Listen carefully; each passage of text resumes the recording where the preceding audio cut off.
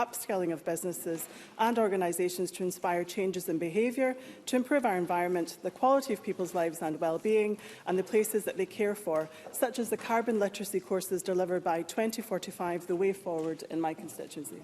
Minister. I agree wholeheartedly with the member about the need to support the upskilling of businesses and organisations across our economy.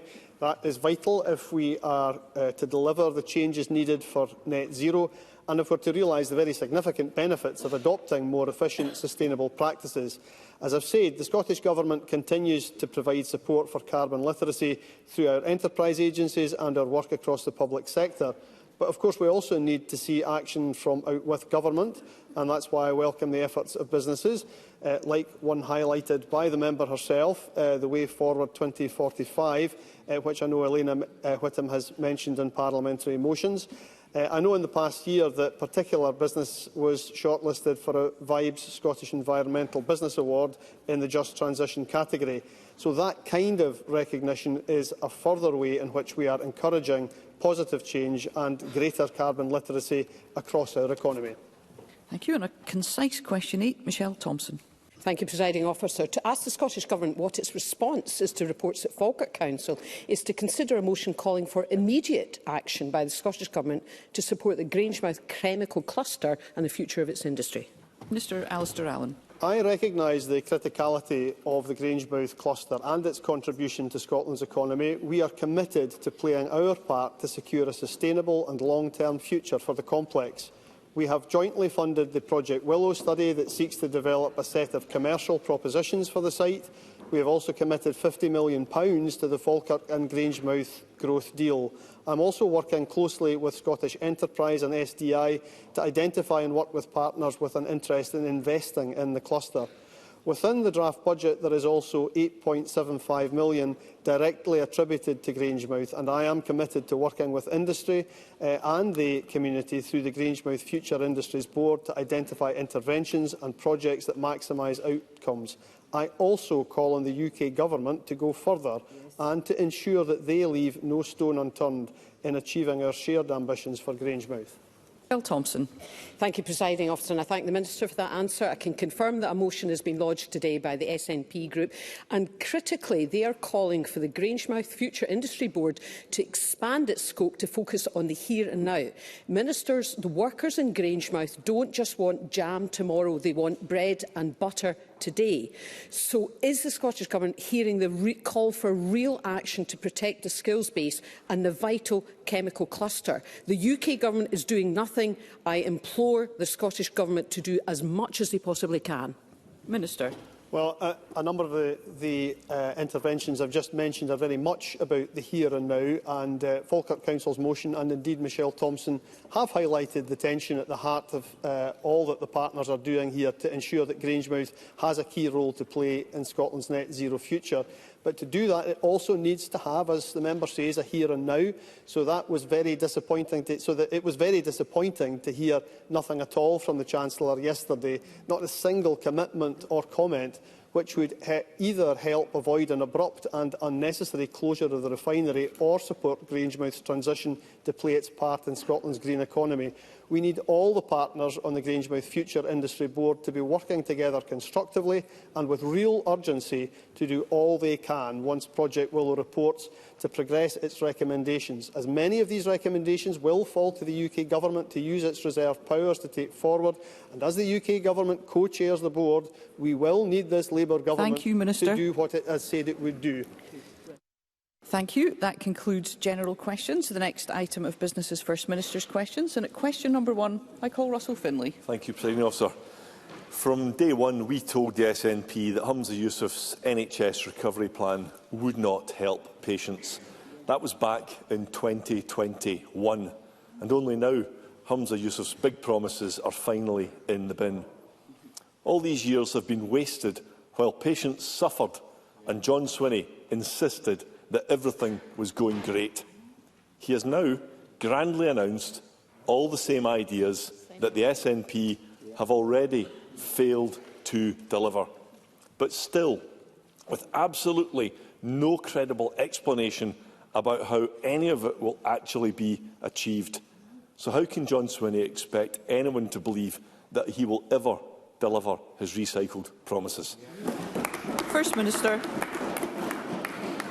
President, sir, at the start of the week I set out the Government's focus, which will be on 3 key areas: on ensuring the resources are used to have the greatest effect and impact on driving down waiting times and clearing treatment backlogs, on reform of the system to deliver the right care in the right place, and a long-term shift to prevention. And we will accomplish that by making sure that we provide the necessary policy direction, which I've just set out, and also the resources which will be included in the Government's budget with the biggest settlement for the health service. And I'm very pleased that we have parliamentary support for the budget, but it's well shown that the Conservatives are not part of the agreement to try to move the health service forward in any way, shape or form. Russell Finlay. Well, I hope John Swinney heard what the BMA had to say about his speech, which was this. Dr Ian Kennedy of the BMA said, "We still lack the detail and comprehensive vision needed to make any plan a reality." In a classic case of government by press release, all that matters to John Swinney is an easy headline with no interest in the difficult job of delivery. So here's an example of that. 6 years ago, all NHS patients south of the border were given an app to access information. They can make appointments, order prescriptions, view medical records and more. 2 years later, in 2021, the SNP announced plans for a Scottish NHS app. But there is no app, and John Swinney has the audacity to announce it all over again. The SNP has kept Scotland's NHS trapped in the analogue age. So when exactly will Scottish patients get access to this vital technology? First Minister.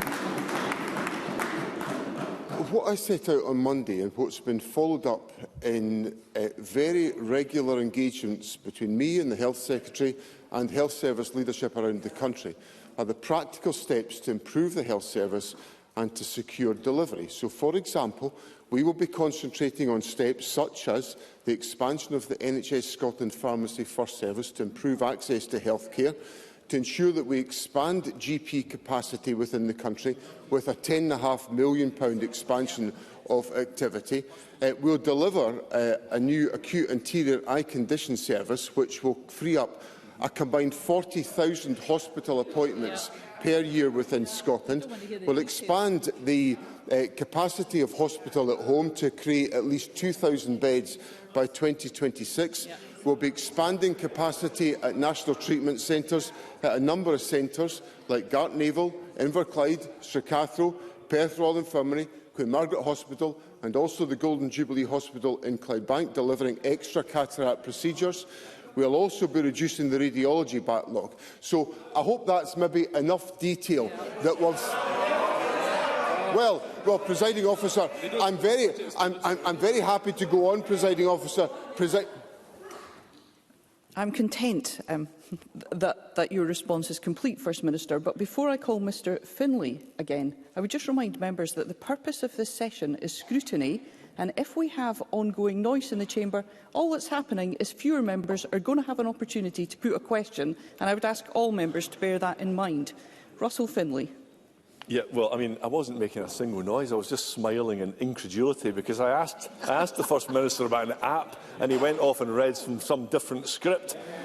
And, you know, the answer tells patients there is no idea when this app will ever appear, if it does. And that's not the only reheated promise John Swinney made this week.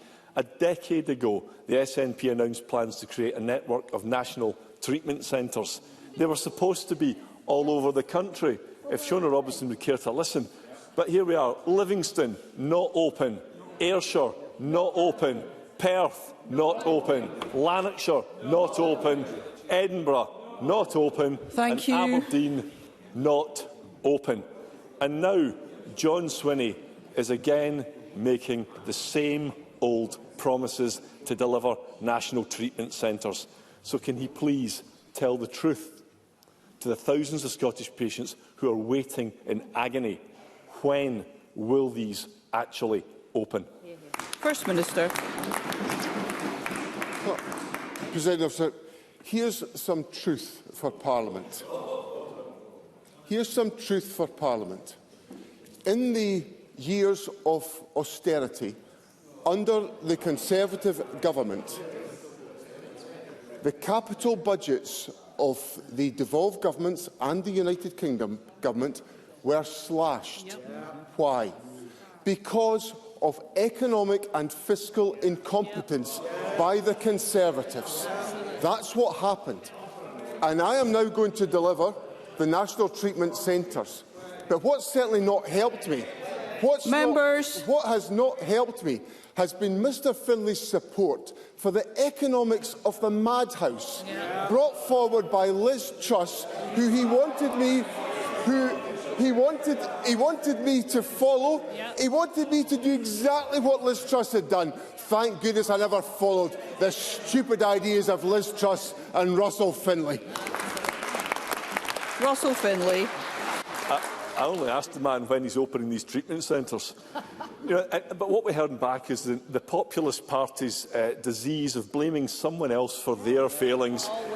The SNP government gets record funding and they're continuing to pick the pockets of taxpayers, and the state of the NHS in Scotland is entirely on that lot there. The SNP need to stop chasing headlines and start doing some hard work. We need a health secretary who's focused on the job. Projects in press releases need to be delivered, and taxpayers' money should be spent much more effectively. Right now, across Scotland's health service, over £850 million is being spent on communications, HR and other departments. That's almost £1 billion a year on backroom corporate functions, not frontline medical services. If the SNP attempted to cut this bloated bureaucracy and kept their countless promises, then waiting lists can come down. So wouldn't it be better to spend less money on back office staff and more money on doctors and nurses? First Minister. Well, it won't be possible to spend more money on doctors and nurses if I follow the tax plans of Mr Finlay. Because the tax plans of Mr Finlay will cut £1 billion from public expenditure. And that would be stupidity on stilts coming from the Conservative Party, to add to all the other economic chaos that they have created. Now, Parliament faces a very simple choice in a few weeks' time. And Mr Finlay's wanting me to prioritise the health service and to make sure there is investment in place. There is investment in place. Parliament's got to vote for it. And what are the Conservatives going to do? The Conservatives are going to vote against a record funding settlement for the health service. That tells us all we need to know, that for all this posturing from the Conservatives, they don't care about the National Health Service. Question number 2, Anna Sarwar. Thank you, Presiding Officer. This week, the SNP attempted to launch yet another NHS recovery plan. Having been in charge of Scotland's NHS for 18 years, they have lost touch with reality and all credibility. The Royal College of Nursing said many nursing staff will not recognise the First Minister's description of a resilient and robust NHS in Scotland. Their current experience is of a service struggling to meet the needs of patients and leaving them to carry the burden of not being able to deliver the care and treatment required. The BMA Scotland said the plan lacks the detail and comprehensive vision needed to make any plan a reality. Unison said his hollow promises of jam tomorrow won't solve the critical problems facing the NHS in Scotland. Why does John Swinney think he is right and Scotland's nurses, doctors and patients are wrong? First Minister. Well, as Mr Sarwar knows, because I told him last week, I'm engaging directly with all of the interested parties in the health service to make sure that we create cohesive leadership and a focused agenda to improve and strengthen the National Health Service. That's what's occupying my time, it's what's occupying the time of the Health Secretary, and we're getting on with doing that. And we're not promising jam tomorrow. We're promising the largest budget settlement for the National Health Service in a few weeks' time. And the folk who are not going to vote for it are that lot and that lot. Anna Sarwar. Presiding Officer, John Swinney has been passing budgets for 17 years and things are still getting worse in Scotland. I'll just remind him of that. We've had 5 NHS recovery plans in less than 4 years. Plan 1 August 2021, the SNP First Minister said, "This plan will drive the recovery of our NHS not just to its pre-pandemic level, but beyond." Instead, we're doing 50,000 fewer operations compared to pre-pandemic levels. Plan 2, July 22, SNP Health Secretary, "I'm announcing some of the most ambitious targets in the UK." The SNP government didn't meet a single one of them. Plan 3, October 2023, SNP First Minister, "This plan will cut waiting lists by 100,000. Instead, waiting lists went up by 20,000. Plan 4, June 2024, SNP Health Secretary, "I'm not looking to publish another strategy. Our task now centres on listening and delivery." Now this week, a new plan and a new strategy. After such a record of failure, why should anyone believe John Swinney and the SNP? First Minister. Mr Sarwar made the same mistake that Jackie Baillie made last week, of saying that things are getting worse week by week. So we'll go back to the same information that I put on the record last week. A&E waiting times, 4-hour performance, has increased week on week since the week ending the 22nd of December. So Jackie Baillie and Anna Sarwar once again are Members, saying to people let's hear things the First that Minister. are not true. What the government set out on Monday in my speech was a series of interventions to strengthen the National Health Service and its capacity by delivering extra procedures at a number of centres around the country, by improving the referrals through radiology services, through expanding the rapid cancer diagnostic service, by making sure that we have the expansion of capacity in a range of different disciplines through eye condition care and also through the NHS Scotland pharmacy service. Now, these are the practical steps that will make a difference. Yep. But they will only happen if the government's budget passes. And who stands in the way of the government's budget passing? Who's not going to lift a finger? Who is not going to lift a finger to support and endorse this investment? The Labour Party in Scotland. They should be ashamed of themselves. Anna Sarwar. That answer proves why John Swinney can't fix the problems in our NHS. Because Scotland's NHS is in desperate need of reform, but the brutal truth is that John Swinney can't see the damage that his party has done. He can't see it, but I tell you who can. The 863,000 people stuck on an NHS waiting list, the 100,000 Scots who've been waiting for over a year for treatment, the record number of people forced to pay to go private, and the staff who his government is failing every single day. We need a Scottish Government that will do whatever it takes to clear the NHS backlogs, that will make sure the NHS is there when Scots need it, always free at the point of need and fit for the future. So why can't John Swinney see that after 18 years, it's not another failed SNP First Minister, not another failed SNP Health Secretary, not another failed SNP plan that Scotland needs? It's a new government and a new direction. First Minister. There wasn't a single solution offered by Anna Sarwar. Not one. Let's hear the First Minister. Well, look, listen. We'll be here as long as it takes for me to explain the point I'm going to make to Parliament today. I see the First Minister. I see the allies have come to the rescue.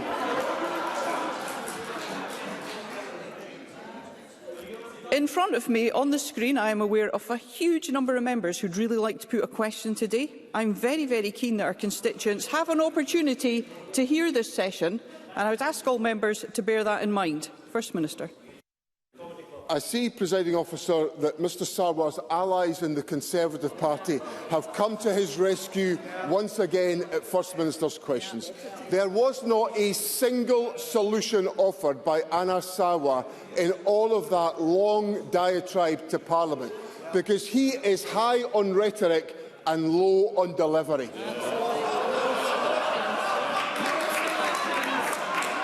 He's high on rhetoric and low on delivery. Thank you, members. Because Mr Sarwar promised the WASPy women in Scotland that he would be at their side.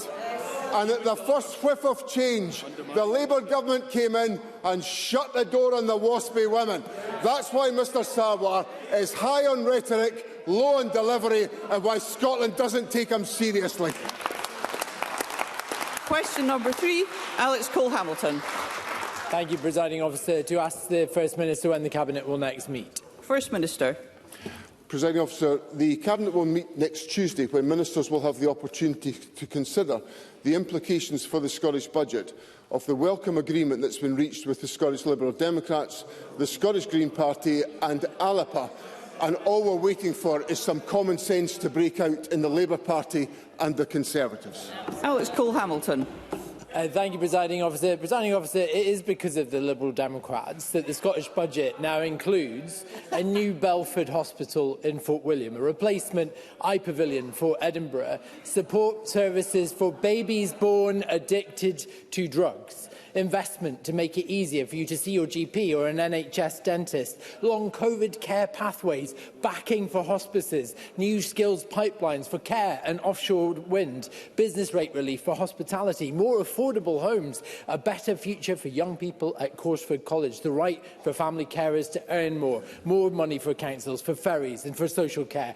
Our priorities will now be backed by hundreds of millions of pounds of government investment. Liberal Democrats acting responsibly, setting aside differences and getting things done. Presiding Officer, we also fought for a winter fuel payment for Scotland's pensioners, and it's happening. And that matters because this week we learned that a third of households are in fuel poverty. So can I ask the First Minister, after 18 years of SNP government, why are so many people still freezing in cold homes?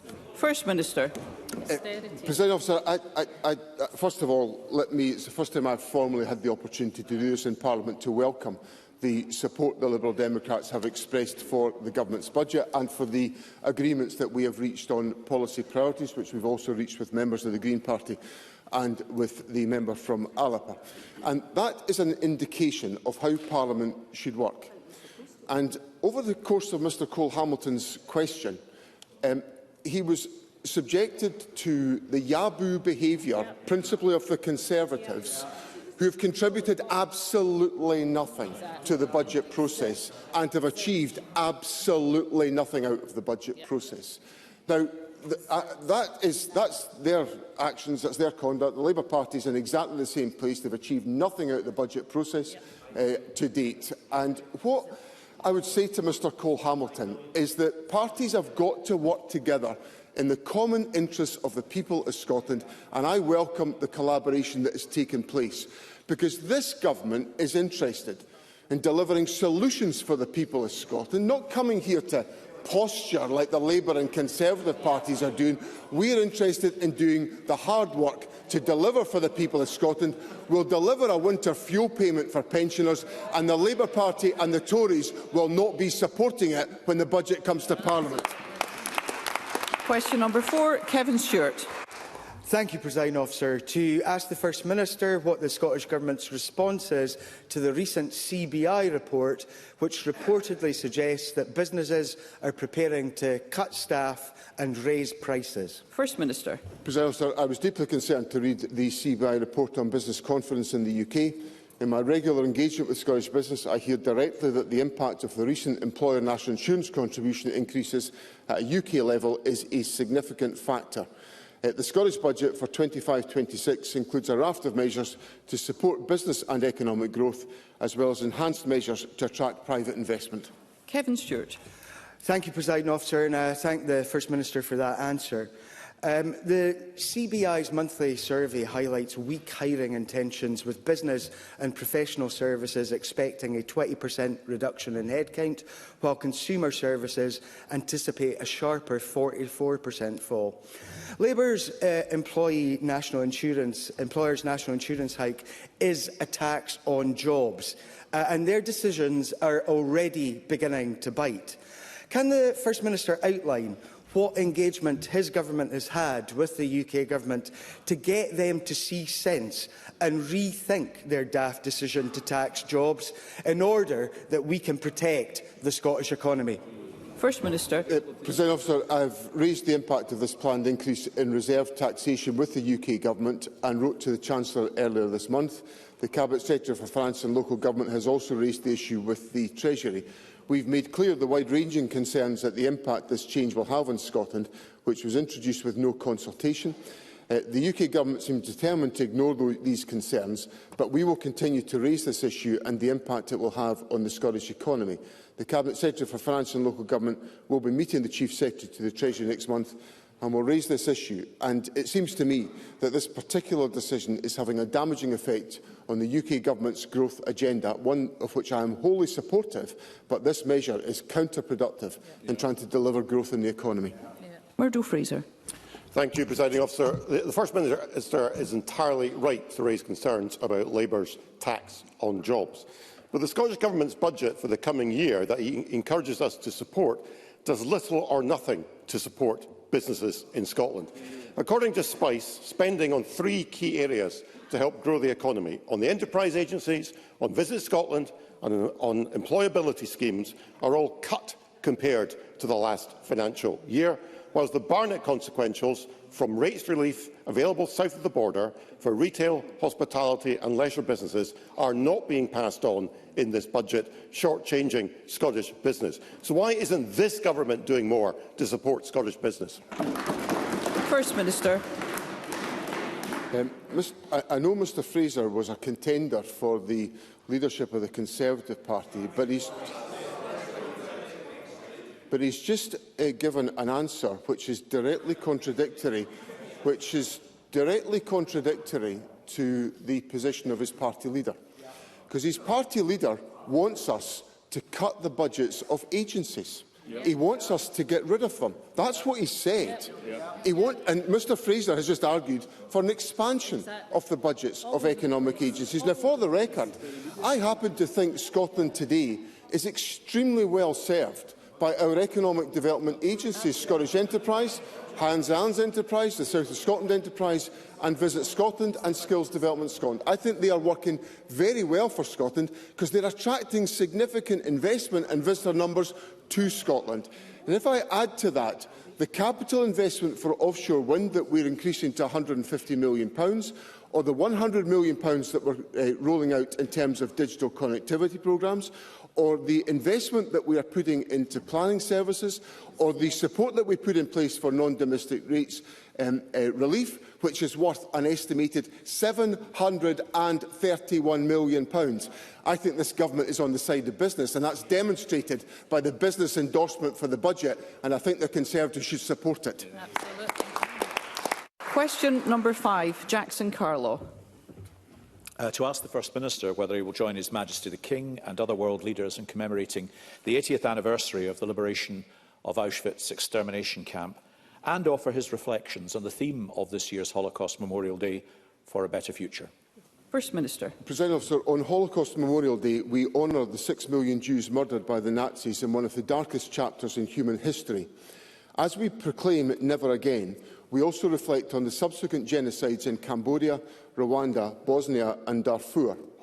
This year, we commemorate the 80th anniversary of the liberation of Auschwitz, and I welcome the decision of His Majesty the King to travel to Auschwitz to represent us all at the commemoration. This evening, I am participating alongside Mr Carlaw and the Community Safety Minister at the Scottish ceremony for Holocaust Memorial Day. At that event, we will stand united against hatred, building one Scotland together for a better future. Jackson Carlaw. Can I thank the First Minister for that response and obviously welcome his participation at tonight's event, which incidentally I'm co-hosting with my Labour colleague Paul O'Kane.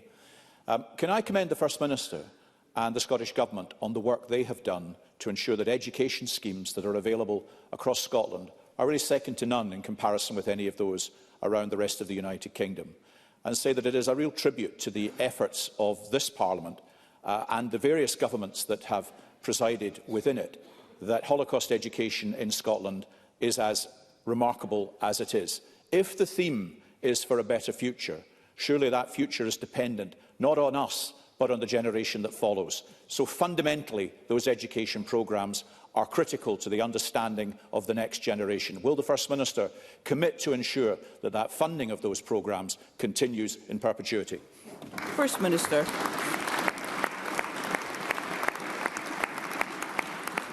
President Officer, first of all, let me associate myself with Mr Carlo's comments about the hosting of the event by Paul O'Kane this evening, and I welcome that cross-party cooperation on this question.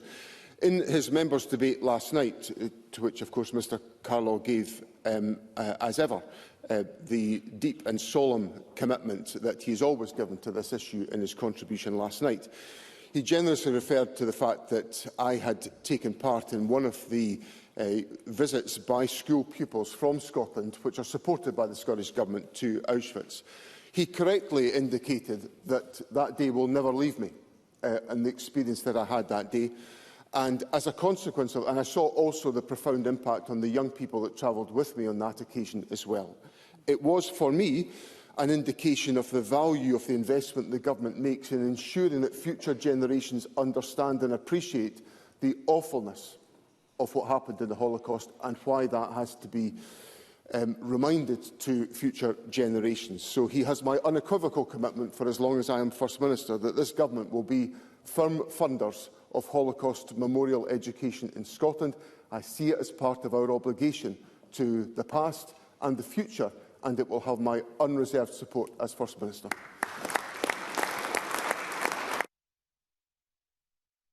Question number 6, Colette Stevenson. Thank you, Presiding Officer. To ask the First Minister, in light of the Joseph Rowntree Foundation report UK Poverty 2025, whether he will provide an update on the Scottish Government's action to tackle poverty in Scotland, including in relation to any potential impact of planned UK Government welfare reforms. First Minister. Presiding Officer, I welcome the Joseph Rowntree Foundation's report and the analysis, which finds that Scotland is the only part of the United Kingdom that will see child poverty rates decline thanks to policies such as the Scottish Child Payment. Through the Scottish Budget for 25-26, we will go further, committing resources to develop the systems required to mitigate the two-child limit, with the Child Poverty Action Group estimating that scrapping this could lift a further 15,000 children out of poverty in Scotland. Colette Stevenson. The Joseph Rowntree Foundation confirms in its report that child poverty rates in Scotland remain much lower than those in England and Wales, due at least in part to the Scottish Child Payment. Whilst this is very welcome, the Labour UK Government is doubling down on austerity measures like the two-child limit, bedroom tax and benefit cap, and now welfare reforms that could slash benefits for hundreds of thousands of long-term ill and disabled people.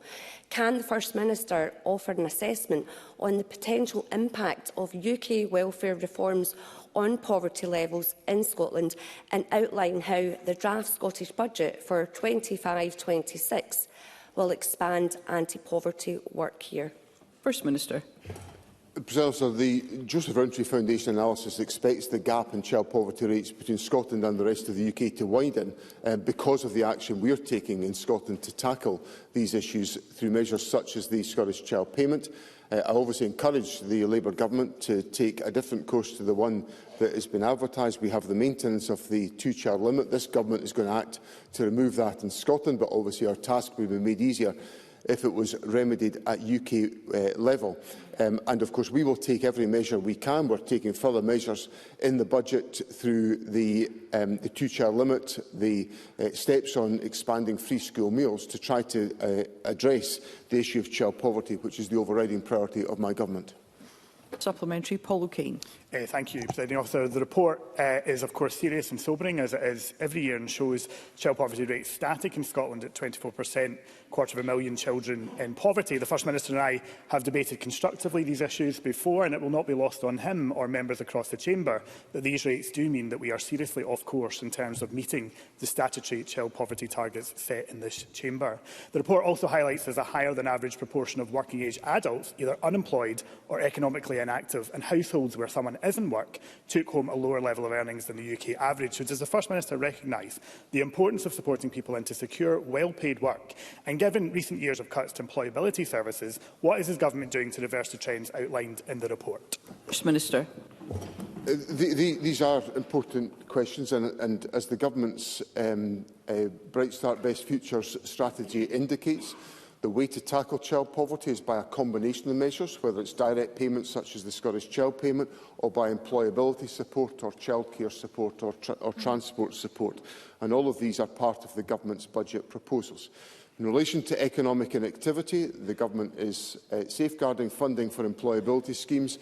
And because of the confidence we have about the parliamentary passage of the budget, as a consequence of our agreement with partners in Parliament, we are able to give early certainty to employability schemes in Scotland that they didn't have last year in relation to the financial challenges that we faced. So there will be much more certainty about the rollout of employability programmes from the 1st of April, and the Deputy First Minister and the Finance Secretary are taking forward that assurance to organisations around the country. Now, Mr O'Kane, I know Mr O'Kane is deadly serious on issues about child poverty, and as he knows, I am. And this is where I get just a bit concerned about where parliamentary discourse has got to, because there is a budget to come. There is a budget to be voted for. Mr O'Kane wants employability support to be put in place for members of the public in Scotland. So do I. I'm going to vote for it. I hope he and his colleagues will too. Thank you. I have 25 requests for constituency and general supplementaries. If members are concise, we'll be able to get through more and involve more members. And I call Elena Whittam. Recent research from pro bono economics has found that disability benefits improve people's well-being and health and are more positive for the economy than costly. The Labour UK government has meanwhile proposed cutting UK disability payments, as we've heard from my colleague Colette Stevenson, causing widespread concern from stakeholders. Can the First Minister advise what assessment the Scottish Government has made of this new research, and can he provide assurances that, unlike the UK Government, this SNP Scottish Government will continue to deliver social security based on the principles of dignity and respect? First Minister. Those principles are enshrined in law. Why? Because this government put them into law, and we intend to follow that through consistency. And my colleague Elena Whittam has my absolute assurance on that question. The government is investing around £1.3 billion more than funding we are forecast to receive from the UK government through the Social Security Block Grant Adjustment, because we want to invest in supporting people to be able to make as much of an economic contribution as they can, and that will be the ethos of this government. Thank you. I call Liz Smith. Will the First Minister join me in condemning what was the third data breach of patient confidentiality by NHS Tayside in the El Jamel case, further undermining the trust of former patients? And while that matter is now rightly in the hands of the Information Commissioner, can I ask the First Minister what action the Scottish Government can take to stop these data breaches ever happening again? First Minister. President, so the law on freedom of information is absolutely crystal clear. All organisations should comply with it, and they should follow its provisions. If the matter has been looked at by the Scottish Information Commissioner, I will leave the Commissioner to undertake his statutory duty. Thank you. Claire Baker. Thank you, Presiding Officer. The First Minister will be aware of reports regarding the sudden death of Demi Hanaway in May 2021. Demi's parents are calling for an examination into her death, which was recorded as suicide, and have lodged a formal complaint about the police response, saying there was absolutely no investigation. Demi was subject to physical and mental abuse at the hands of her partner, who was jailed last year, admitting threatening and abusive behaviour, but her family believe there are obvious lines of inquiry around her death that weren't pursued. It has also emerged that the pathologist in the case was not informed by the police that Demi's partner had a history of strangling her. Can I ask if the Scottish Government will consider ordering a review into the investigation of Demi's death? Minister. President, I am familiar with these details, and I extend my sympathies to the family of Demi Hanaway and also understand the concern that they have about the information that has been put in the public domain. The issues that Claire Baker raises are, and I'm also familiar with the fact that there is a complaint that's been made which has been handled through the professional standards channel of the police. The Crown reserves the right in all circumstances to review any new evidence in a particular case and obviously does that independently of government. It would be wrong for me to prejudge any of that information. But I will raise with the Lord Advocate the point that Claire Baker has made to me today about the desire of the family for further investigation in this case, because that would have to be a matter for the Crown to take forward, given the circumstances of the case. But I give Claire Baker the assurance that I will ensure that's the case as a consequence of our exchange today. Claire Adamson. Presiding Officer, this week marks the 5th anniversary of the UK exit from the EU.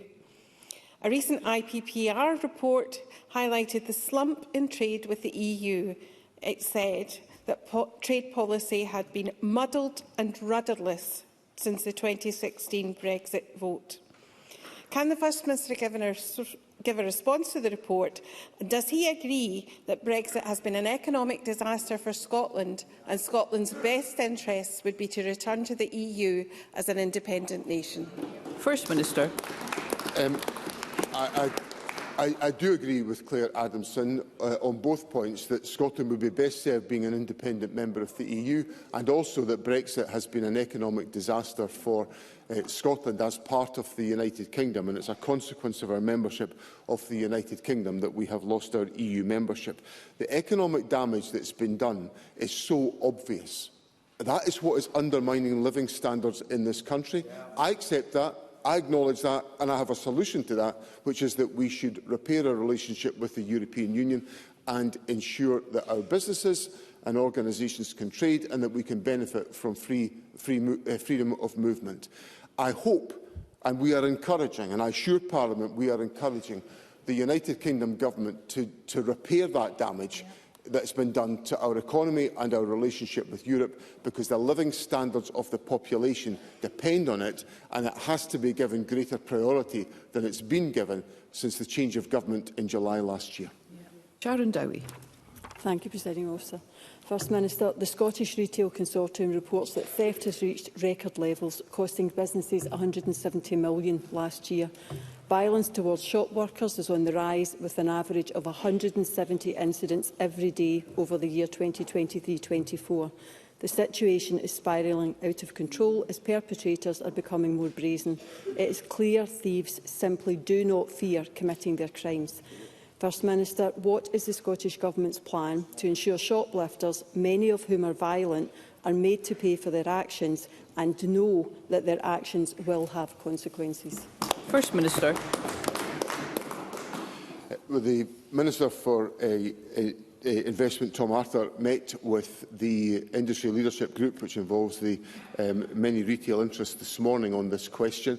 And of course, in the budget, which is subject to parliamentary approval, we will be making £3 million available to tackle retail crime, and we commit ourselves to support some of the innovative work that's been taken forward by the Scottish Partnership Against Acquisitive Crime, which is led by Police Scotland and the retailers. The partnership is taking a collaborative approach to preventing and deterring crimes such as shoplifting, and we will work constructively to ensure that's the case, using the resources that I hope Parliament will support in the budget process. Faisal Chowdhury. Thank you, Presiding Officer. I was recently contacted by a constituent who is on the waiting list for social housing with her 13-year-old daughter. They have been sharing a room and bed for 9 months. But by the time they are allocated housing, her daughter will be 16 years old. Does the First Minister think this is in any way positive to their well-being? Will his government finally step up with real action to end the housing emergency and unacceptable waiting times for social homes? First Minister. Presiding Officer, I sympathise with the circumstances of Mr Chowdhury's constituent, and I of course want individuals to be adequately and properly housed in our country.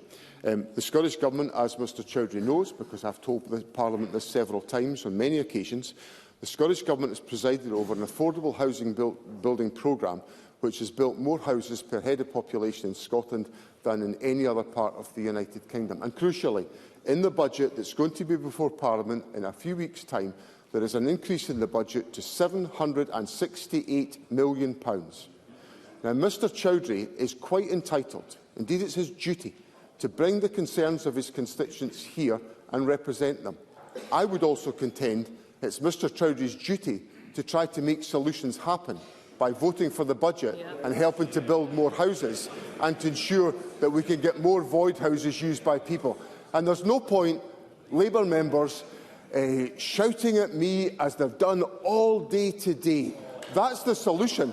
If we want to build houses, how do we pay for them if we don't have the votes? So I would encourage Labour members to stop being observers on the sidelines, sitting there with our Tory allies, vote for the budget and do something constructive for Scotland. Ewing.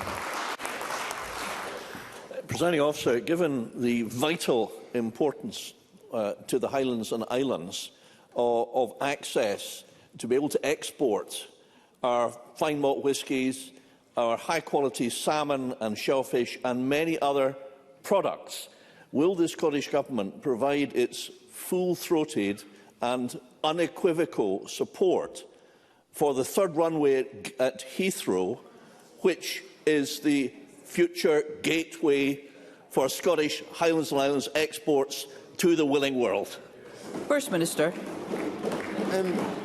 The decision to allow expansion at Heathrow Airport lies exclusively with the United Kingdom Government, and the Scottish Government will engage closely with the UK Government and with Heathrow Airport to understand any potential impact of the Heathrow expansion on Scotland, particularly on our climate targets and on connectivity.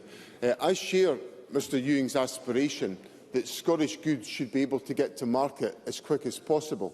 But I'm reminded that when I was in Shetland a few months ago, the fish sector were explaining to me just the obstacles that are in their way to get their product to market because of the stupid procedures involved in Brexit, which are deeply damaging to our economy.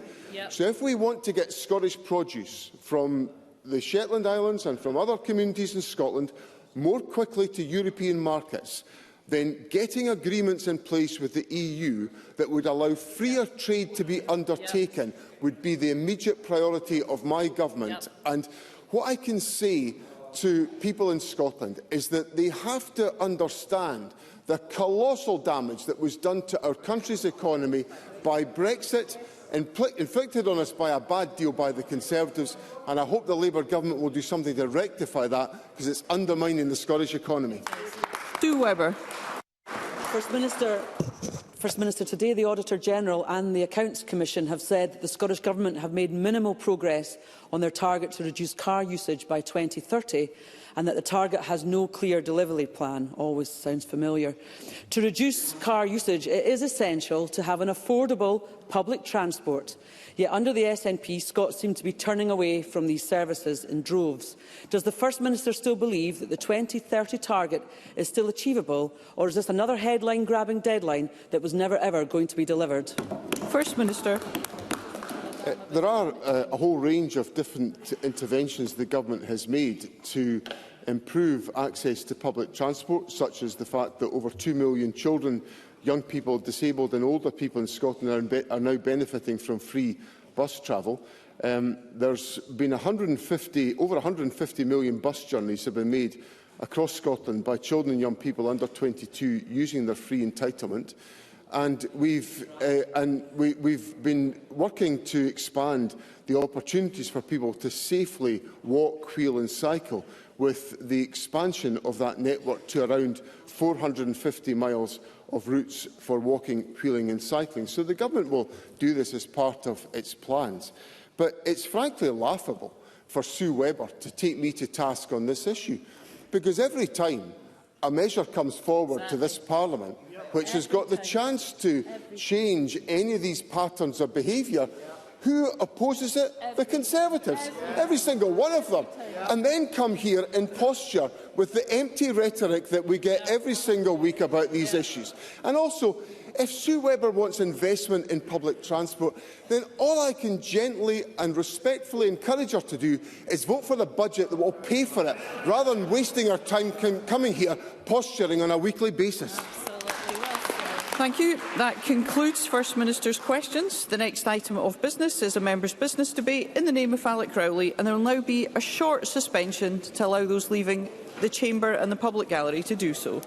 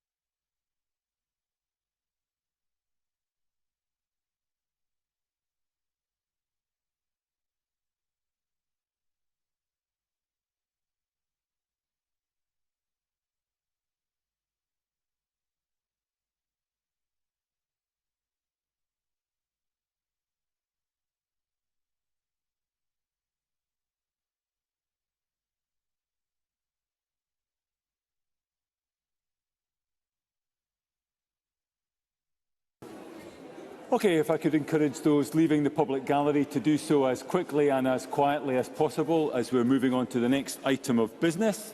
And the next item of business is a member's business debate on motion 16148 in the name of Alec Rowley on Scottish Engineering's engineering skills gap analysis for Scotland. The debate will be concluded without any questions being put. I'd invite members that wish to participate to press the request to speak buttons now or as soon as possible. I'd advise the chamber we're a little tight for time, so I would welcome speeches being in and around the time limit, and I invite Alec Rowley to open the debate around 7 minutes. Mr Rowley. Thank you, Presiding Officer. I want to thank those who signed the motion today for this debate, and also my business manager for allowing the time. I have been consistent in my view that if we are to secure the future of Scotland's economy, we must be laser-focused on ensuring access to education and training in the skills we will need for the future. And as policy continues in the direction of a just transition towards a greener economy, it has never been more relevant than it is today that we invest in the skills and education of the future. Scottish Engineering Chief Executive Paul Sheeran recently described the current outlook for the Scottish economy as an industrial revolution-sized opportunity. I agree, but that description came with a stark warning that Scotland was at risk of missing out on the opportunity due to a lack of a skills pipeline. These comments came after the publication of Scottish Engineering's Engineering Skills Gap Analysis for Scotland, published at the start of the month. I believe we need to seriously consider the findings of this report and its implications for the future of engineering and its impact on our economy. The results are the output of a survey of 70 engineering companies from a broad range of sectors based on their operations in Scotland. Scottish Engineering reported that the skills pipeline gaps in these roles are an immediate and stark situation. Across 31 engineering roles, the average demand showed industry will require an additional 33% of the volume currently in role by the end of 25, rising to 46% by the end of 2026 and rising again to 58% by the end of 2027. These are concerning figures, but the conclusions are cause for further concern, as it should be noted that these gaps are only for existing industry. This means there is no allowance for the additional demand of offshore wind, grid infrastructure investment, decarbonisation, heat energy or green hydrogen production. Sectors that are essential to Scotland's stated aims of achieving net zero. The report concludes where that demand is for the opportunity for inward investment, unless there is a rapid change in the required skills investment, there is a considerable risk of damage to the incumbent industry. Scottish Engineering also estimate that 20% of demand for apprentice training programmes has been unmet due to real terms funding cuts to apprenticeships in Scotland. When I speak to employers of skilled workers across mid-Scotland and Fife, one of the issues that comes up time and again is that due to a lack of skilled workers needed to meet industry demand, the whole of the UK is sharing pools of workers for each skill. An example of this is Hinkley Point Nuclear Power Station project in Somerset, England, which is attracting workers from Scotland due to the high skills demand for skills, as well as higher pay on offer. This is why I think it is crucial to also look at this issue from a UK-wide point of view. The Open University Business Barometer 2024 found that despite tiny green shoots of improvement, the skills gap in the UK remains stubbornly high across sectors, regions and for all 4 nations. Across the UK, 62% of organisations were facing skills shortages. In Scotland, this is 56% of organisations facing skills shortages, and a concerning 52% of organisations in Scotland do not have specific recruitment, retention or training initiatives for targeted groups. This is why my motion today is calling for 2 things. First, the Scottish and UK governments must work together to encourage the next generation of skilled workers by making available the funding and resources needed to provide the apprenticeships of today for the jobs of tomorrow. There is a clear and desperate need for this, and I urge both of Scotland's governments to recognise the urgency of the situation we are in and to act accordingly. Further, I believe the Scottish Government must take action to foster a new partnership between schools, colleges, universities and industry to ensure young people are aware and able to take advantage of the opportunities available in Scotland's industrial sector. I talked to one academic recently who told me we must do more to build the relationships between the schools, the colleges and industry. And he was very clear, in terms of schools, this should start at P6, P7, not waiting until S3 and S4. Now, I know there is a lot of work going on by the Scottish Government and its agencies, and I do not want to undermine any of that. But I do want to say much more has to be done if we are to give every child a chance to gain the education and skills for the jobs of today and tomorrow. We need a revolution in skills, from the primary schools to the secondary schools and to the colleges, all working in partnership with industry. We need a regional skills strategy for every region of Scotland, along with funding at the regional level to deliver a regional workforce plan. And I would stress that government at every level must work in partnership with industry. We must listen to the concerns of industry when it comes to the apprenticeship levy and the calls for reform. The concerns at the intention to wind up the Scottish Apprenticeship Advisory Board and the concerns of business at the decision to remove Skills Development Scotland from post-school funding. The future for jobs in Scotland can be and should be very bright, but it requires a stronger partnership, a new approach that puts education, training and skills at its very heart, and driven by education and industry working together in partnership. Scotland deserves nothing less. Thank you. Thank you, Mr Rowley. We move to the open debate. I call first Fergus Ewing to be followed by Brian Whittle. Around 4 minutes, Mr Ewing. Thank you, Presiding Officer, and I congratulate Mr Rowley on bringing forward the motion on his contribution today, which I thought set the scene extremely well. So we're grateful for the opportunity to debate this key issue. Presiding Officer, governments should do what they promise, but they shouldn't promise what they cannot do.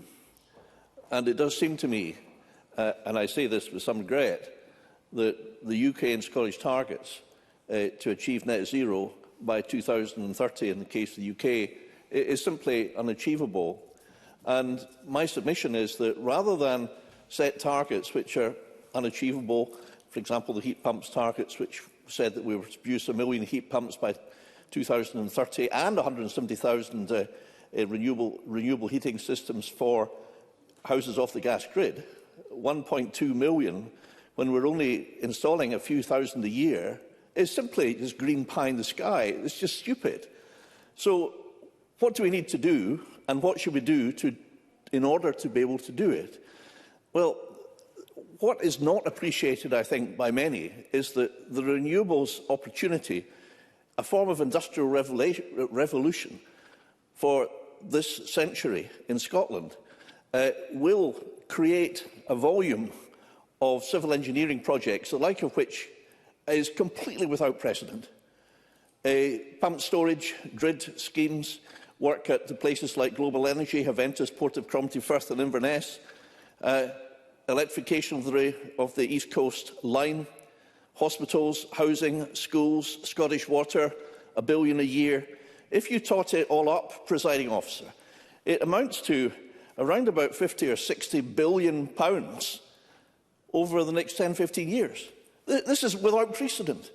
And with it, as Mr Rowley argues, the skills challenge of being able to do this work is simply on a scale that we cannot begin to comprehend. I'm no expert in this area. I wait with interest to hear what the Minister says. But there are a lot of good work is done around Scotland in our schools, our colleges, by industry. But we need to multiply that considerably. And it should be a big focus of what we do, along with the other capacity problems that exist in relation to achieving our aspirations, which I think are all desirable. Yes, I'm happy to take Mr Swinney. Paul Swinney. For giving way on that point. He's making a very powerful series of points on this issue. Does he agree with me that recent difficulties in the shipbuilding industry, for example, have necessitated a change in early recruitment so that they have introduced a role called a trade assistant, which removes academic entry qualifications and has offered a great pathway for those who don't have traditional academic skills to enter the industry and build their skills in a practical way? And that's been compounded by the creation of the Applied Shipbuilding Skills Academy in Glasgow. Fergus Ewing, I can give you the time back. Well, I don't have the knowledge of shipbuilding that perhaps the member has, but I do sympathise with his point. I wanted to say that a lot is being done by colleges, by the UHI, for example, and a recent report by Statkraft, the second biggest company in Norway and Europe's largest generator of renewable energy, found that the transformational project carried out at the UHI offers significant opportunities, and in a particular pump storage project with up to 500 workers needed at the peak of the construction period. That's just one of a very large number of projects, not all of which will go ahead, but many of which will. I wanted also to praise the efforts that industry is doing. The Civil Engineers Contractors Association, for example, has created its own scheme which has provided an 18-week course for young people to gain the opportunity of a guaranteed job interview at the end, with a success rate of over 50% going into engineering. I haven't time to elucidate further, so I'll just close by saying that I know that a lot is being done. I'm not here to criticise, but shouldn't we really focus much more on this, and far less on the high-level rhetoric about unachievable targets, which take up so much of our discourse, and frankly are concealing the real problems that lie lurking beneath the surface, problems that it's our duty to tackle and solve. Thank you. I now call Brian Whittle to be followed by Richard Leonard during 4 minutes. Mr Whittle. Thank you, Deputy Presiding Officer. I'm delighted to have the opportunity to speak in this debate, and I thank Alex Rowley for bringing what is an important subject to the Chamber, and one that I've discussed many times on here. We are a nation synonymous with innovation and engineering know-how. Even the miracle-working chief engineer on the Starship Enterprise was a Scot. But no matter how strong our reputation, Deputy Presiding Officer, we cannot afford to rest on our laurels. Yesterday's successes are no guarantee of tomorrow's, which is why it's so important that we give the next generation of young engineers the opportunity and the pathway they need to develop their talents and become the skilled workforce that Scotland's engineering sector needs. As Alex Rowley's motion and Scottish Engineering Report both point out, there is a widening gap between the workforce demands of the engineering businesses and the supply of available staff. Nowhere is this gap more acute in the south of Scotland than in Ayrshire, which has well-established engineering sector that is desperate to grow. Recently, we've seen the arrival of subsea cable manufacturers XLCC, whose multi-billion-pound investment at Hunterston is expected to need as many as 3,500 skilled workers over the coming years. Indeed, XLCC and some other businesses are so concerned about securing a skilled workforce that they are investing significant sums of money developing their own in-house training schemes, often in collaboration with Ayrshire College. And while Alex Rowley's motion highlights the growing demand for engineers within the renewable sector and energy sectors, we should recognise there is an enormous potential for growth in other parts of the engineering sector. Ayrshire is also home to Prestwick Airport and the cluster of international aerospace businesses surrounding it. Deputy Presiding Officer, it comes as a surprise to far too many people that over 50% of Scotland's entire aerospace workforce is based in and around Prestwick, and that's more than 4,000 jobs. In my time as an MSP, I have been fortunate enough to visit many of these businesses and see firsthand the time and money they have committed to creating sophisticated, world-class facilities in Scotland. These global businesses have put faith in Scotland's engineering workforce to deliver, and they have ambitions to invest more. The Ayrshire Regional Growth Deal can be a catalyst for this investment, supporting businesses including Ryanair and Woodward and GE Caledonian to take forward their own plans for growth. Taken together, these plans are expected to see 1,500 new jobs created within the aerospace cluster in the next 3 years. But all of these investments can only succeed with the right workforce behind them. A significant number of these jobs aren't aimed at graduates, but at apprentices, giving young people a valuable opportunity to earn and learn at the same time. Most, if not all, of these apprenticeships depend on local colleges having both the funding and the capacity to deliver them. However, as with many colleges across Scotland, Ayrshire College is having to fight an uphill battle to balance its books. The Scottish Government's latest budget looks set to deliver a below-inflation increase and continue a trend which has seen funding fall by 17% since 21-22, according to Audit Scotland. So you have a college perfectly placed to facilitate millions, if not billions of pounds of inward investment into its local area, and instead of getting additional funding to make the most of this opportunity, they're being asked to find at least £1.5 million in savings. Deputy Presiding Officer, I appreciate that in every budget, difficult choices have to be made, but cutting college funding isn't a difficult choice, it's a nonsensical choice. Ayrshire has one of the lowest workforce productivity rates in Scotland, but the potential in the area is enormous and nowhere more so than within the engineering sector.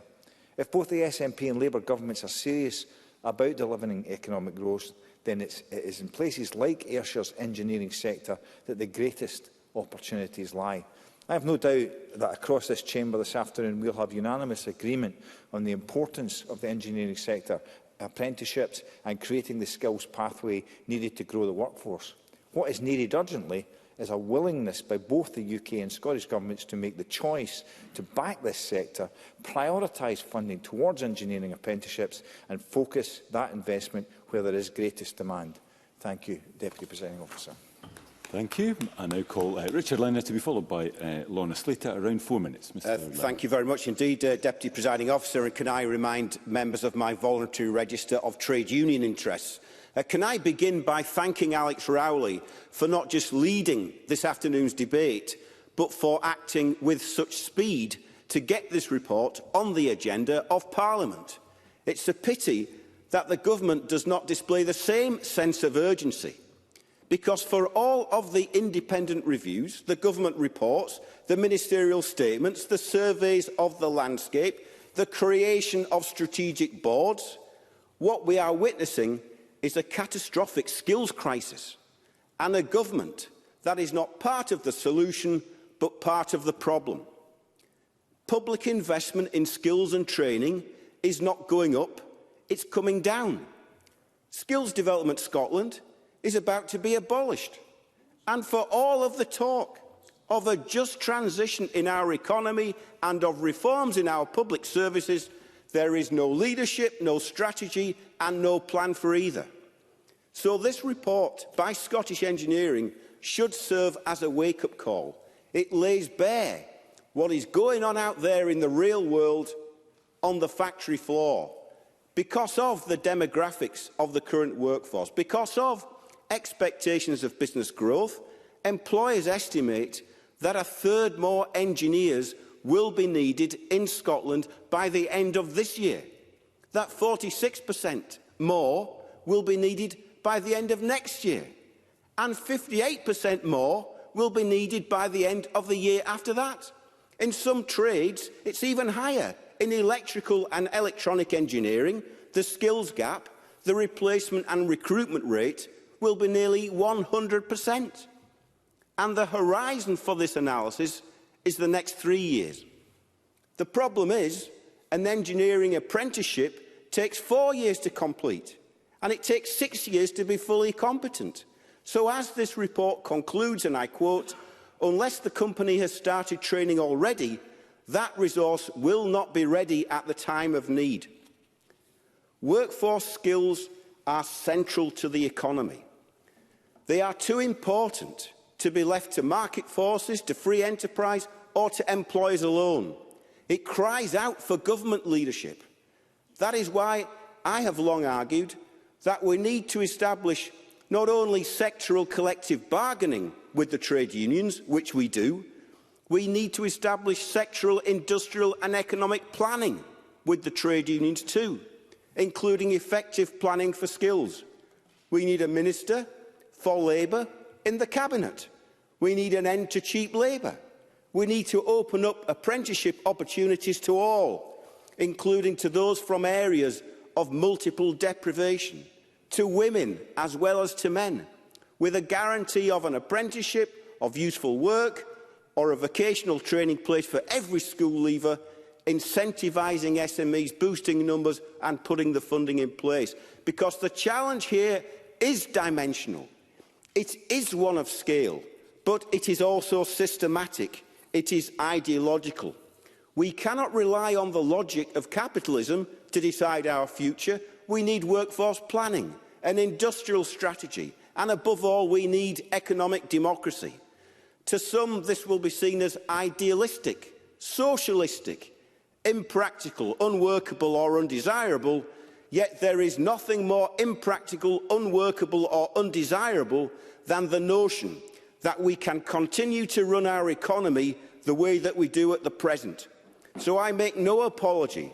It is time for radical change. People should have the right to slot in and out of education and work with income protection, the right to liberation within work, but liberation from work too. And if ever we are going to win the skills revolution, a just transition, useful work in place of useless toil, and transformational economic change, it must be driven by a vision, forged on a plan, inspired by authentic, principled political leadership, but it will only be delivered with the support of the people. Thank you. I now call Lorna Slater to be followed by Ben McPherson. Around 4 minutes. Ms Slater. Thank you very much, Presiding Officer. I am very concerned by this report on the engineering skills gap and recognise that this is now a very acute issue as we transition Scotland's economy to a green one and invest in the opportunities that are ahead of us with that green transition, specifically in renewable energy, but also in the heat networks and all the other engineering infrastructure that we're going to need. The shortage of engineers in Scotland and indeed in the UK is a long-standing issue, though. From 2 decades ago, when I arrived in the UK, I knew there was a shortage of engineers here. That's one of the reasons I chose to come here. I had Canadian student loans to pay off, and at that time, $3 to the pound seemed like a good way to pay it off. And I'd heard you were short of engineers, so I bought a one-way ticket and rocked up. I was offered 2 jobs in my first week. That is how acute the shortage of engineers is and has been for the last 20 years in the UK and in Scotland. And certainly it's something I experienced and my colleague experienced daily and weekly as we tried to build ambitious projects in various parts of the UK and certainly in Scotland in renewable energy, trying to find electrical engineers, trying to find electrical technicians, mechanical engineers. There just aren't enough of them. And many of my colleagues were immigrants like myself. Specifically, we used to be able to draw on the talents of EU citizens under freedom of movement when we were members of the European Union. So what was an acute skills shortage in the UK and Scotland because of a lack of homegrown engineers was previously supplemented by immigrants like myself. But of course, Brexit cut us off at our knees there by restricting a particular pool of talented individuals who could come here and work more smoothly. So we have, I guess, an acute situation brought on by this up against the needs we have for our transition. Whether it is through apprenticeships, whether it is through HNC, HND, or through a degree programme, engineering is an exciting career. And recruiting more young people into it within Scotland and the UK is a long-standing issue. Part of this, I've always thought, was because of the way engineering is framed as if it was all about maths and